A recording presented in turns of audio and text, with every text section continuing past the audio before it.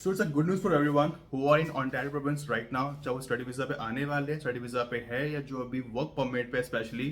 तो मैं उनको एक ही एडवाइस करूंगा, if you go into this field into this category that is a great for you.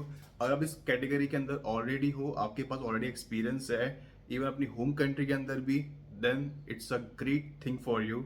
It would be very easy for you to get a PR right now अगर आप Ontario province के अंदर हो और आप file कर सकते हो OINP के अंदर। ओंटारियो प्रोविंशियल गवर्नमेंट ने 35 कैटेगरीज को और ऐड किया गया है, जिसमें ओवरऑल जो कैटेगरीज हो गई है वो हो गई है टोटल 56।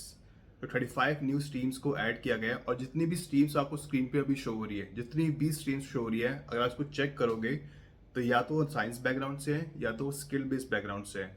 मैं आपको एक चीज़ ऐड करना चाहूँगा, अगर आप वर्क परमिट पे हो तो इन पे जाओ अगर आपका क्वालिफिकेशन, आपका बैकग्राउंड इससे रिलेटेड है, या अगर आप इस तरह के सर्टिफिकेट लाइसेंस ले सकते हो, अगर आप ऑलरेडी कनाडा के अंदर हो, then it's a good for you. अगर आप कनाडा में स्टडी वीज़ा पे आ रहे हो 2024 में आ रहे हो, सितंबर इनटेक है, 2025 में कोई भी इनटेक में आ रहे हो, चाहे वो जनवरी हो, मई हो या सितंबर इनटेक में हो, I would highly recommend you, advice you कि इस कोर्सेज को ही ऑप्ट करना अगर आप ओंटारियो प्रोविंस के अंदर आ रहे हो। देखो ये रियलिटी है कि ओंटारियो प्रोविंस में बहुत सारी अपॉर्चुनिटीज है, बहुत सारी जॉब्स है, आपको हर तरह की लाइफ मिल जाएगी, आपको अच्छी लाइफ मिलेगी as compared to other province, just like a British Columbia province. But getting an opportunity right now it's not that easy, getting a peer in the Ontario province it's not that easy क्योंकि हम serious को काफ़ी high जाता है, competition काफ़ी high है।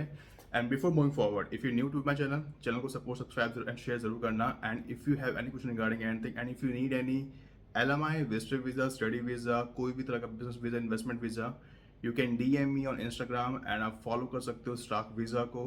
You can contact them, you can DM me, I will help you out on each category, कोई भी चीज़ हो I will help you out and I will always recommend you. अगर आप LMI पे जाते हो तो हमेशा प्री अप्रूवल LMI पे जाना, it's a one of the easiest, fastest, best way.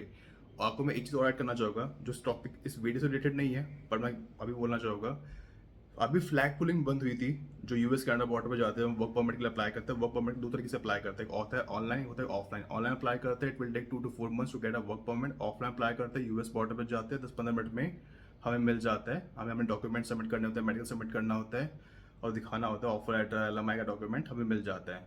लेकिन अगर आप LMI पे हो तो आप तब भी जा सकते हो। ये जो बंद हुआ था फ्लैग पुलिंग वाला, इट जस्ट क्लोज हुआ था सिर्फ उनके लिए जो बच्चे स्टडी वीज़ा पे जो PGWP के लिए अप्लाई करते हैं, पोस्ट ग्रेजुएट वर्क परमिट के लिए अप्लाई करते हैं। LMI वालों के लिए नहीं बंद हुआ है। अगर आप LMI में जाना चाहते हो और अगर LMI है तो आप बॉर्डर पे जाओ, वर्क परमिट के लिए अप्लाई करो and you can move forward in terms of work, अब वर्क कर सकते हो।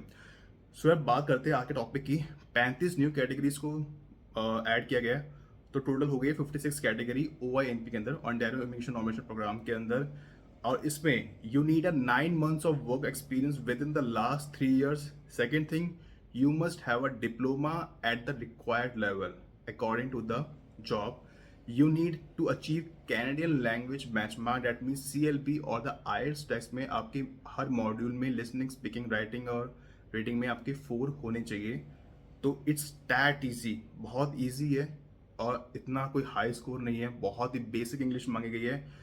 और जितनी भी जॉब्स देखो, जितनी भी एलिजिबल ऑक्यूपेशंस है और OINP के अंदर इन डिमांड में आती है, सारी या तो एग्रीकल्चर से रिलेटेड है, या तो आपके पास स्किल बेस से रिलेटेड है, या तो आपकी साइंस बैकग्राउंड से रिलेटेड है।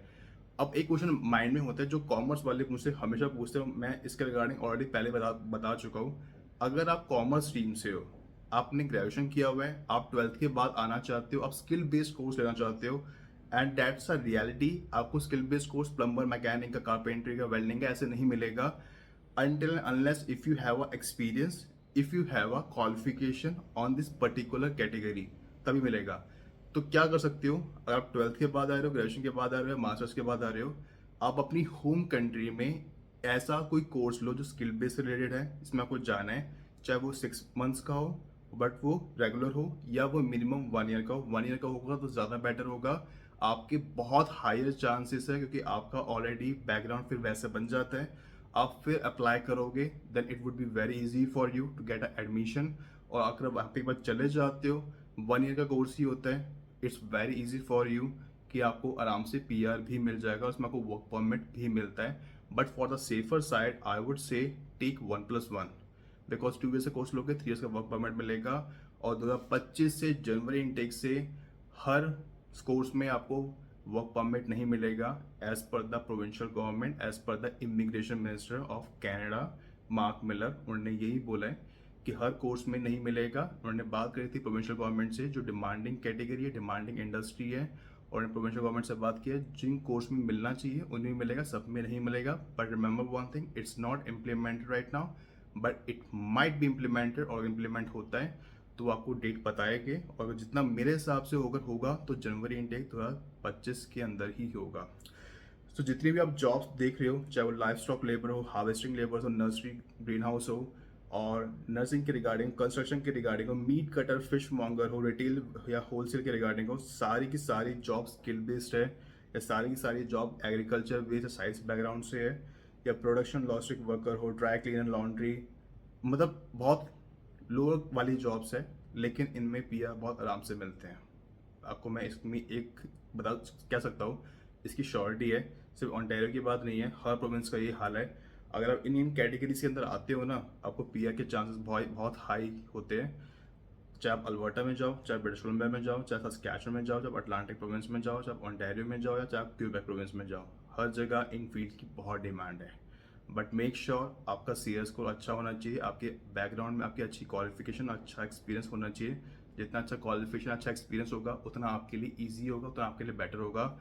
And if you have any other question regarding anything, let me in the comment section. आप मुझे डीएम कर सकते हो रिगार्डिंग वीज़ा, किसी भी वीज़ा के regarding. And if you need LMI, you can DM me on Instagram, और आप स्टार्क वीज़ा को फॉलो कर सकते हो। You can contact Miss Bharti and talk to them regarding any kind of visa, they will help you out, and they are RCIC, CICC approved from the Canadian government, and they are authorized, so you can contact them. And video को यहीं पे end करता हूँ, तब तक good bye and have a great day and enjoy life, take care.